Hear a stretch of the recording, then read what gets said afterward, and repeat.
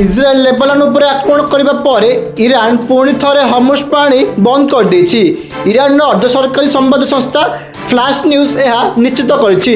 पूर्वर America एवं Iran मध्य 2 सप्ताह पर युद्ध विरति घोषणा होता, जहाँपर विश्व आश्वस्त होता एवं हर्मुज पथ खोला रही 2 टैंकर सुरक्षित यात्रा करथिला।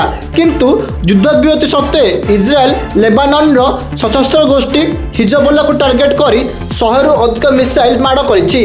एथिरे 250 रु अधिक लोकों मृत्यु और 1100 रु अधिक आहत होइछन्ति।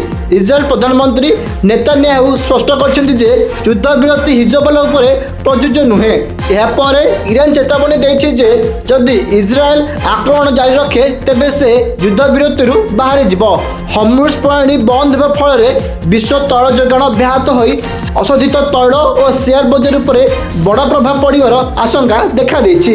व्हाइट हाउस मध्य एही पदक्षेप को संपूर्ण अग्राह्य बोली कहिछि एवं राष्ट्रपति ट्रंप ईरान को धमक देछन्ति।